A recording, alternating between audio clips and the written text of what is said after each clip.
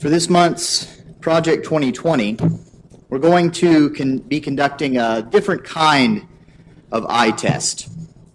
We'll be conducting an eye for an eye test.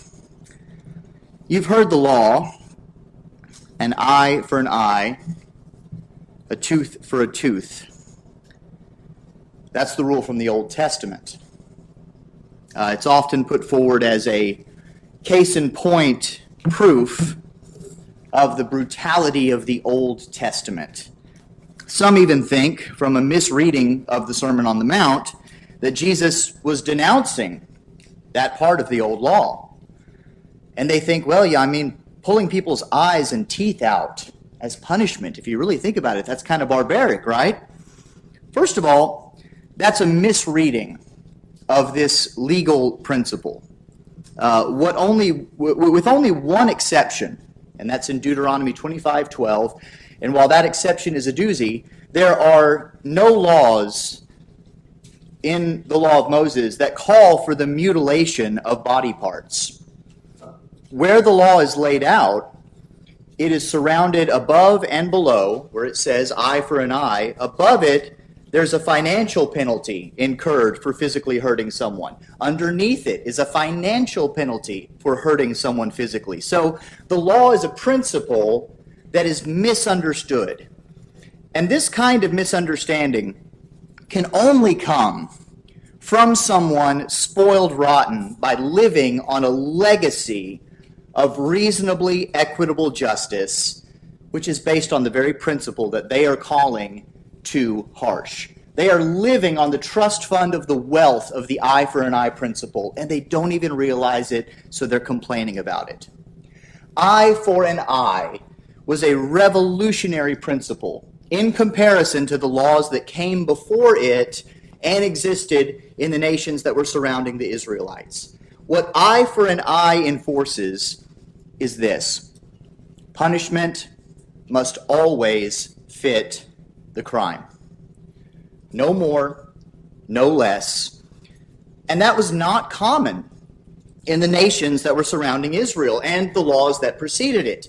You see, as revolutionary as the Code of Hammurabi was, which was a Mesopotamian law, Abraham would have come from the legacy of such a thing.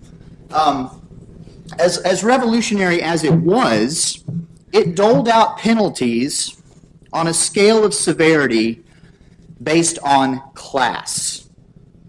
What I mean is, if you harmed someone who was your social equal, you bore a physical penalty. If you harmed a slave, though, you only paid it like a misdemeanor fine. So person to person was not really a thing, unless they were your social equal. You even only paid a cash fine if you killed a slave. Now, on the other hand, if a slave harmed someone from the master class, well, the punishment in that case, going in that direction, that may not stop with killing the slave. They may legally go after that slave's whole family. So that's Code of Hammurabi, and that's 3 or 4 other ancient laws that came before the law of Moses. So eye for an eye in the law of Moses held all life as equal. This is where you have the principle all men are created equal, endowed by their Creator with this value. In the Israelite law codes, case law assumes the equality of all citizens, and thus punishment for crime is not hindered and it's not inflated by a person's class or a person's wealth.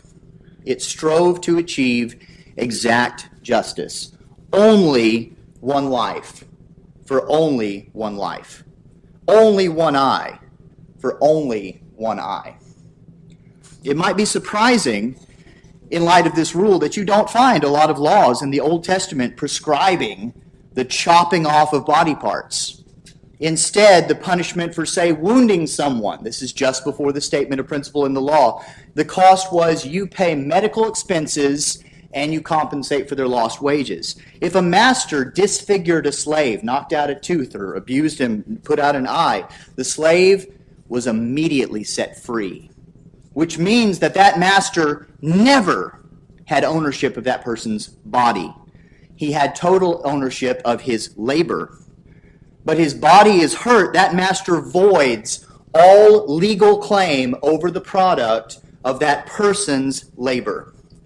The financial penalties based on the exact value of an eye or a tooth, or like the guy who got hurt, a week in the hospital. That's how the cost is calculated. It's obvious there was no literal application of eye for an eye in the other laws of the Old Testament, except there was one item on this list that was taken literally, the very first.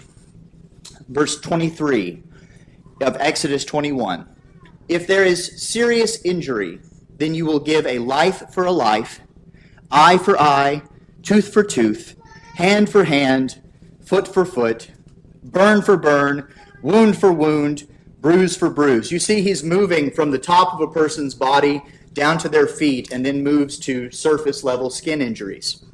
But of all the equivalency items on the list, only life for life can be implemented literally, because no human parts are the same, but all human lives are the things that are created equal.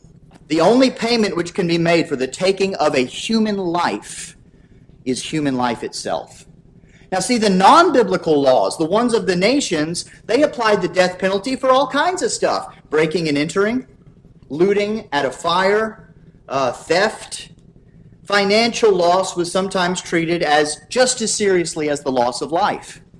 In the Old Testament, in the law of Moses, the biblical laws consistently emphasize that human life is of greater value than material possessions.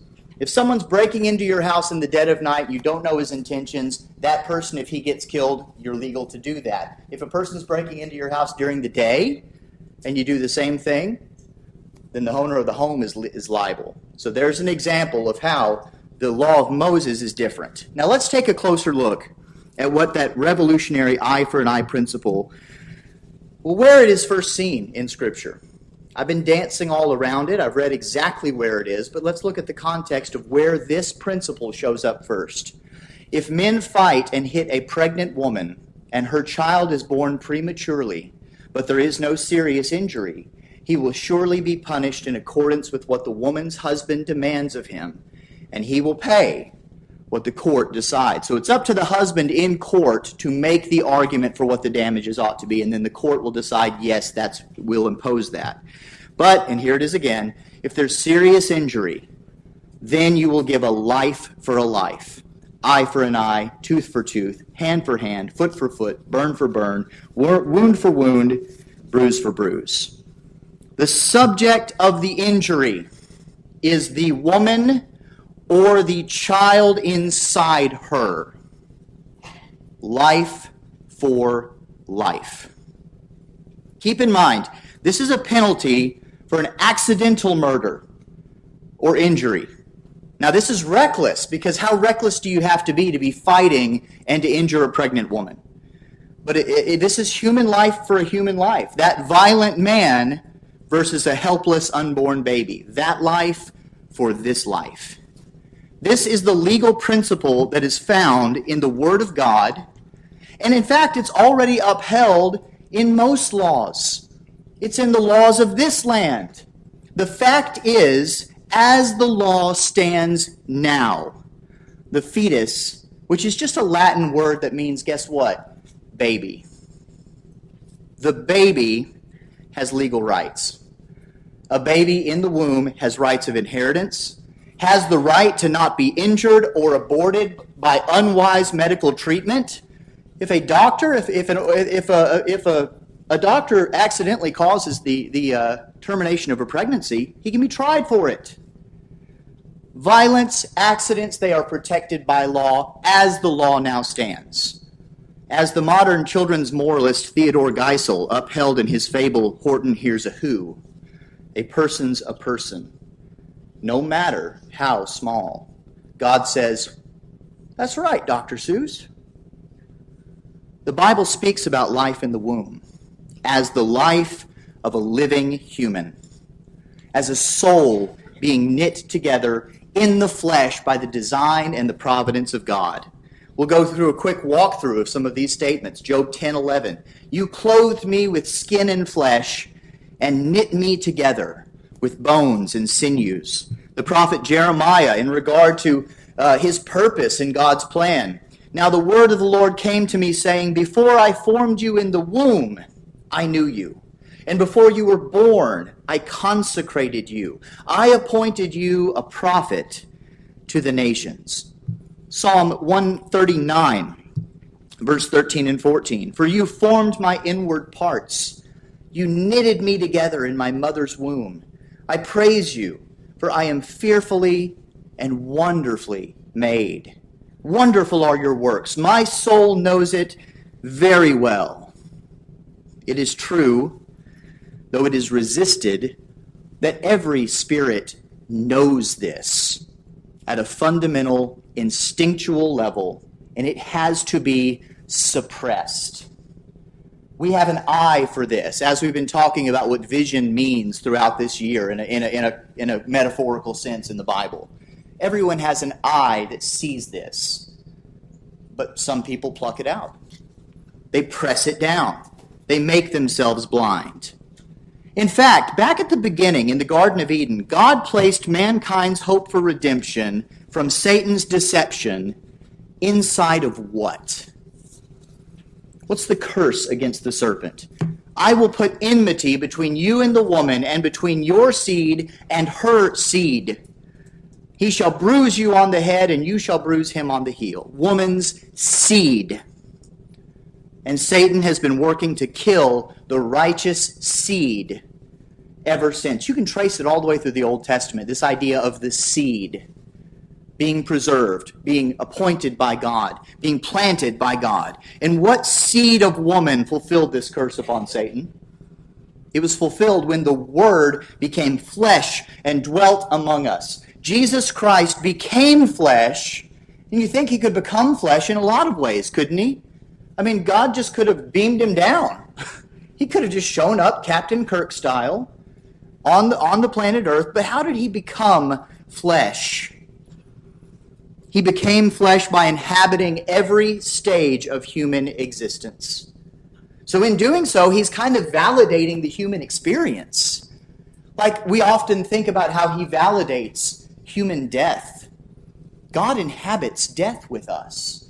And he doesn't just inhabit any old death. He inhabits human suffering. And so he validates human suffering. But you know what he also validates? He begins by validating with heaven's glory the human seed. He inhabited human seed. In the Old Testament, the word used to identify a postborn child, ben, is the same word used to describe a preborn child, a child in the womb. The same is true in the New Testament, and we're familiar with this in the story of the baby Jesus and the baby John. The Greek word brephos is used of John the Baptist in the womb. The baby leapt in her womb. The same word is used later to identify a newborn child in Luke chapter 2, verse 12 and 16. The little children that come to Jesus in 18:15, guess what? Brephos, same word. Let the children come to me. Because before Jesus became subject to the power of Pontius Pilate, he became a tiny, helpless, microscopic human, subject to the mercy of a human mother. And what did Satan try to do? He sent men to kill all the brephos in Bethlehem and throughout the surrounding region from the age of 2 and under, according to the time he had learned from the wise men. Each child is a seed planted by man, fertilized by God, fertilized and given meaning. The same meaning from Genesis chapter 1, created in the image of God. You know what that means? Humans are appointed imagers of God. That doesn't mean that when we show signs of free will or rationality, spirituality, when we show creativity or dominion, that's when we step into the role of image of God. No, it begins here. It begins in Genesis 1, at God's appointment, so that even when a human is severely handicapped, mentally or physically, he is still an image bearer of God. He accounts the life of every human seed. God accounts each one killed, life for life. There's a lot of shouting in the streets right now about equity, particularly racial equity. That shout is leading to a lot of policy shaping, a lot of policies that are already in place that are now being amplified. The mantra of this surging religion, and I challenge you to call it anything else. This surging religion's mantra is that one color of life has a value that is particular to itself and not any others. The organization with a trademark on this religious mantra, Black Lives Matter, is an openly Marxist organization with patently racist policies. All they've done is repackaged Marxism for resale. You see, no longer is it rich versus poor, because then you have to account for millions of dead from the 20th century. But it's still a class struggle. It's just a new class. Now the underclass is a particular kind of person of color. The ruling class is everyone else. And just like the old Marxists, communists, socialists, the new ones conceive of everyone as belonging to a group or a class. When one group has been wronged by another group, then it's said that someone needs to claim power to take the wealth from the other group. Because you see, these folks cannot conceive of profiting or growing as by any other means than taking it. That's how you get wealthy, by taking. They can't think of anything else wealth coming in another way. So they demand a political class rise up, take power, seize everything, and redistribute it as they see fit. In the redistribution, different types of people will qualify for different scales of justice. So you see where we're at now? We're pre-law of Moses. We're back to the Code of Hammurabi. These cries for justice, they're a lie. They're a tantrum of envy and covetousness. They're a lie from the pit of hell.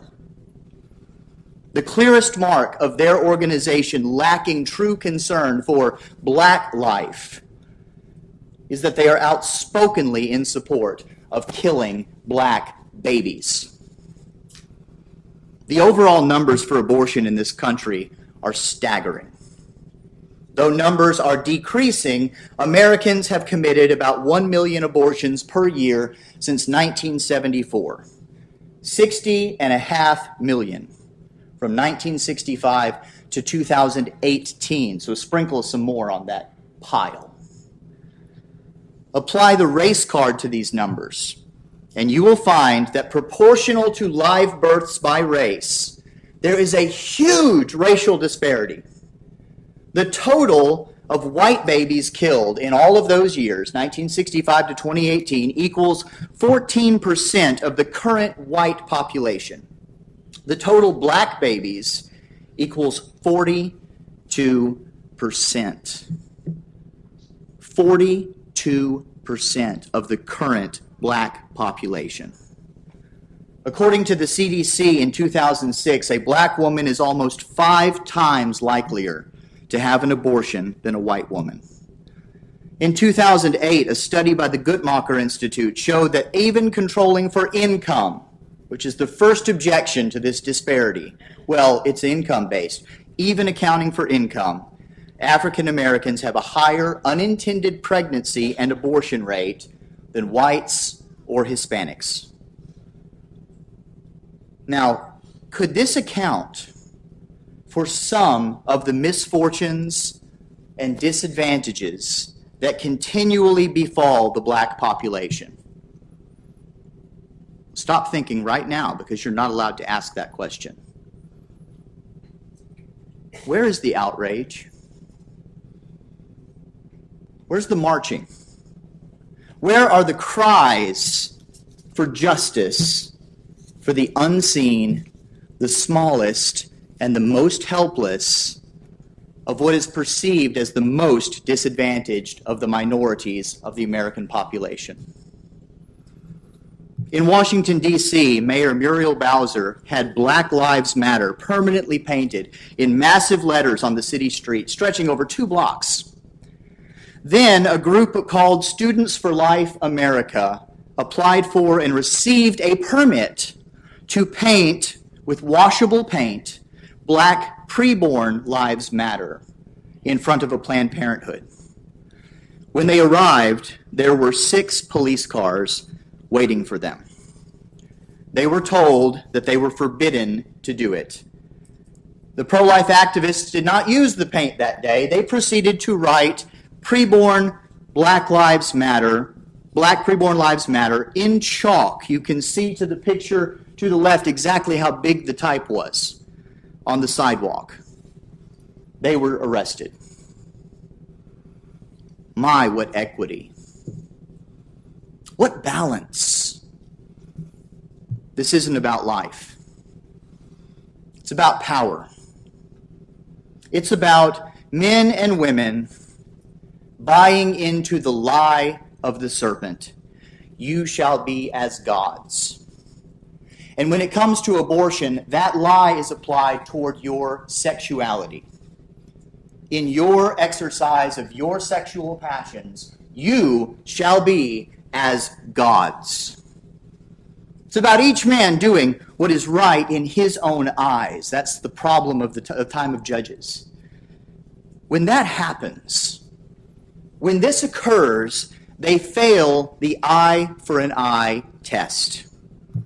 Here's what results whenever men and women abandon God's law to do whatever they want to do.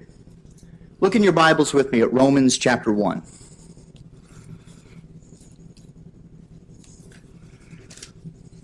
We'll begin reading in verse 28. The full context begins in verse 18. But we'll start in verse 28.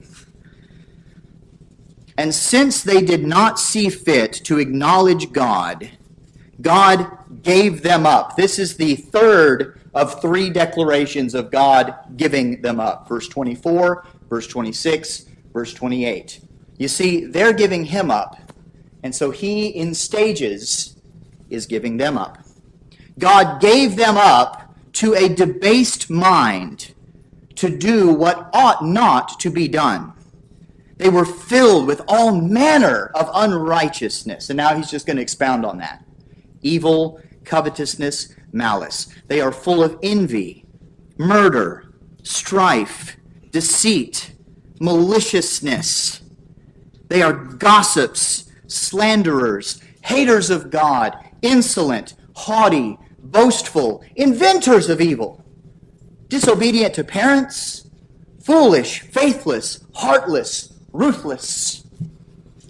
I love how the ESV puts that less on the end, because in Greek it's actually at the beginning of the word. Every one of those words begins with an alpha. Something.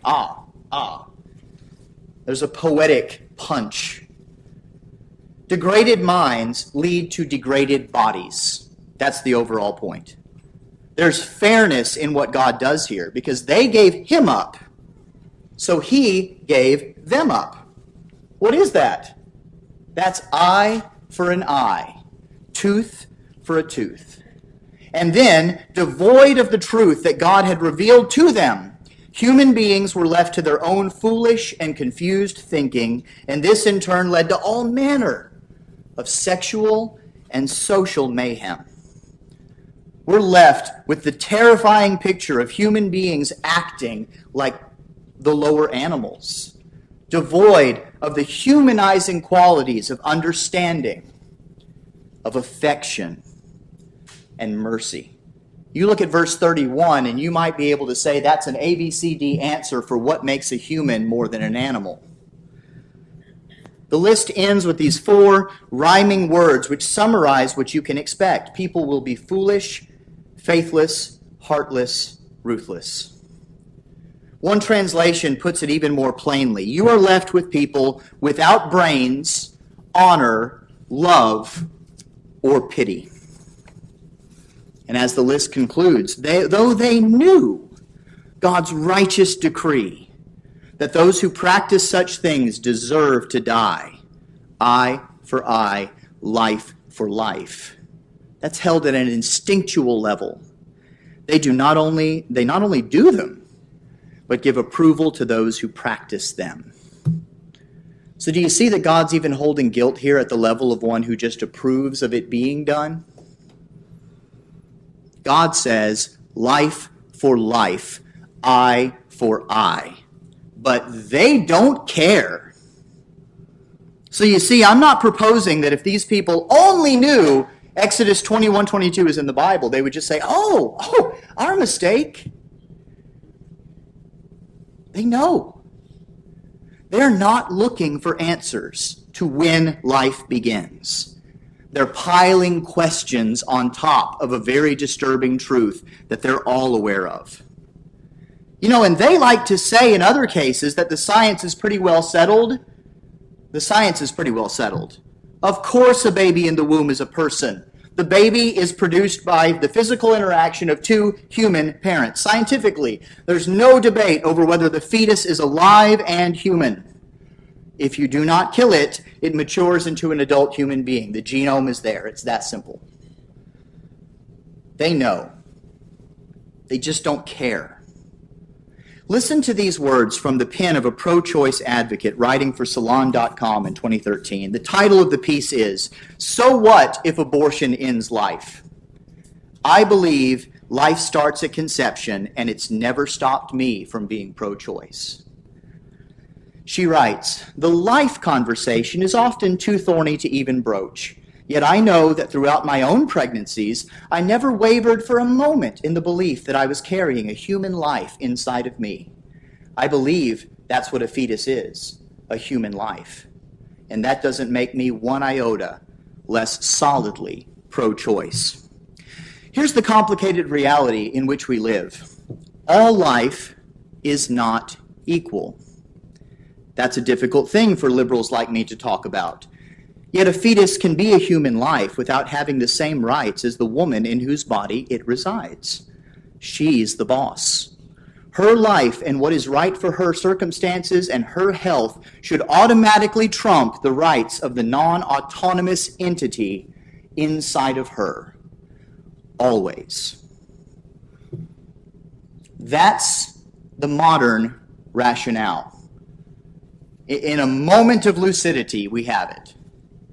It's brazen. It is proudly satanic. And I don't use that word incautiously. I'm not exaggerating. Just last week, the Satanic Temple, which is, yes, an organization, they got a statue of a Satan in front of the courthouse in the Capitol in Arkansas. They put out a press release claiming that ending the life of a first trimester unborn baby is a religious right for its members. They demand that religious freedom protections exempt them from all state restrictions on abortion. They say that to abort a baby ritually is the same as a Christian taking the communion. The satanic abortion, this is from their site, the satanic abortion ritual provides spiritual comfort and affirms bodily autonomy, self-worth, and freedom from coercive forces with the affirmation of the TST's 7 tenets. One of those tenets is that a person's body is subject to one's own will alone. You shall be like gods. You take off that first part of the sentence, autonomy, self-worth, and freedom from coercive forces. That's what people are marching in the streets for right now, while also supporting abortion. The serpent is so confident in this age that if you look close enough, he's taken his mask off. Let me put this woman's argument in a time machine, and let's see what comes out. Here's the complicated reality in which we live. All life is not equal. That's a difficult thing. Oh, sorry, this is what she writes. Let me stick it in a time machine. Let's see what comes out. Here's the complicated reality in which we live. All life is not equal. That's a difficult thing for slaveholders like me to talk about. Yet a slave can be a human life without having the same rights as the master on whose property it resides. The master is the boss. His life and what is right for his circumstances and his health should automatically trump the rights of the non-autonomous slave beneath him. Always. So, do preborn Black lives matter to Black Lives Matter? Yeah. At exactly the level of a slave or a baby born under the Roman Empire. They don't care about lives. They only care about themselves. Abortion and fatherlessness has destroyed more Black lives than racism has, and BLM is enabling that oppression. They fail the eye for an eye test. And you won't win them over with inspiring personal stories of survival by buying them the DVD of the Abby Johnson story, because their hearts are wholly given to unrighteousness. They are without natural affection. They know it's a life, but it interferes with my life, so it must go. Do preborn lives matter to you? Our world is very much like the one in which the church began. And that means I'm not saying that our cause is hopeless. I'm not saying that there are many among this group who are not unreachable. Far from it. Think about it. The church grew in that kind of environment. It'll grow now if we do what we're supposed to be doing. So what must we do? Number one, make abortion murder again. Understand, it is life for life. Eye for eye. Petition the ones who wield the sword for justice to act on behalf of society's most vulnerable. Second, make babies wanted again. We have a sister named Dana Carosa who runs an organization called Sacred Selections. They find adoptive families for unwanted children, and then they pay the fees, which run in the tens of thousands of dollars, often what a Christian family can't afford. It was her efforts that brought Easton and Elliot into the arms of the James family. She has worked tirelessly. She's saved more than 350 children with the help of thousands of Christians all across the country. And now her base of operations is out of Nashville. So we've got even less excuse to ask her, what can I do? That's a great place to start. Third, make sex about family again. That's what it is. I know that our world has turned it into a beer commercial, but it creates life. So as far as it concerns you, put it back in the home between a husband and a wife. And if it's not your home and your husband or your wife, then that means you're putting it in a lockbox and saving it in your heart in chastity before God. If you do that, guess what? The science is on your side. Fourth, make the pro-life message the gospel of Christ again. What turned back the idolatrous attitude toward human life in the first days of the church? It did not occur through lobbying. It occurred through widespread conversion of Romans to Christianity. Here's the thing. Fix the God problem, Romans chapter 1, and the sin problems will follow. Fifth, make the church about sanctification again. Could this church be trusted to deal with an instance of abortion in a forgiving manner. We've got to speak frankly about sexual purity, about sin, and about the murder of life, and then be a place where people with sexual sin can work out God's forgiveness and help them deal with their failures. The blood of 60 million babies cries out from the ground. And God's answer to that is a life for a life, an eye for an eye. We've got to see this clearly, and we've got to help others awaken from a barbaric blindness. The world is blind. A revealing indicator of their attitude toward human life is their active and passive support of abortion. We must show them God's justice.